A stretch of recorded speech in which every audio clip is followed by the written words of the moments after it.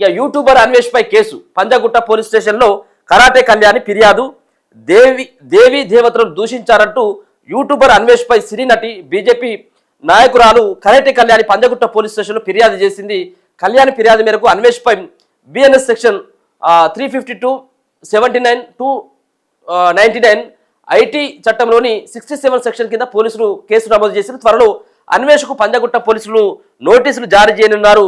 అన్వేష్ వివాదాస్పద కామెంట్స్ పై తెలంగాణలో వరుస ఫిర్యాదులు చేస్తున్నారు. అన్వేష్కు దేశద్రోహిగా ప్రకటించాలని, అతడిని భారత్కు రప్పించాలని హిందూ సంఘాలు డిమాండ్ చేస్తారు. ఇప్పుడు కనుక వీడు అన్వేష్ అనేటోడు కనుక దొరికితే పొట్టు కొడతారు, బట్టలు లేకుండా కూడా ఉరికించి కొడతారు. అట్లా ఉన్నారు ఇప్పుడు హిందూ సంఘాలు. కానీ చాలా మంది కూడా హిందూ సంఘాలనే కాదు, చాలా మంది దీని పట్ల ఆడు చేసినటువంటి ఒక నీచమైనటువంటి వ్యాఖ్యలు ఏవైతే ఉన్నాయో, వాడు మనిషి లేకపోతే మానవ మృగం తెలియదు. కానీ ఎందుకంటే వాడు ఇష్టం వచ్చినట్టుగా మాట్లాడిండు, హిందూ దేవతలను ఉద్దేశించి మాట్లాడిండు, కొన్ని చూపెట్టుకుంటూ కొన్ని మాట్లాడినటువంటి మాటలు అసలు మనం అది వాడు యూట్యూబరే కావచ్చు, వాడు నేను ప్రపంచ దేశాలన్నీ కూడా నేను తిరిగి వచ్చినని చెప్పేసి చెప్తా ఉంటాడు కదా.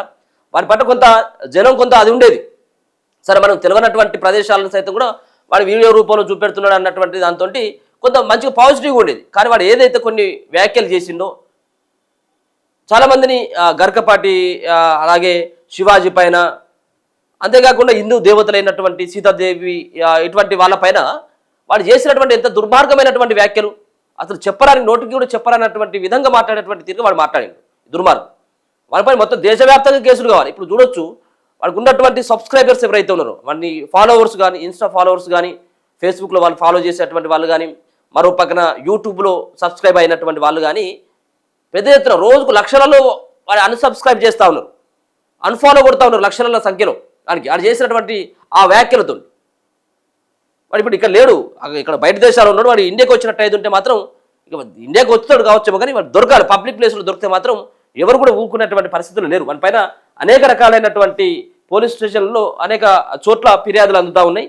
ఆయన పైన చర్యలు తీసుకోవాలి, కేసులు పెట్టాలి, దేశద్రోహిగా ప్రకటించాలి అని చెప్పేసి ఒక వాదన వినబడతా ఉన్నది.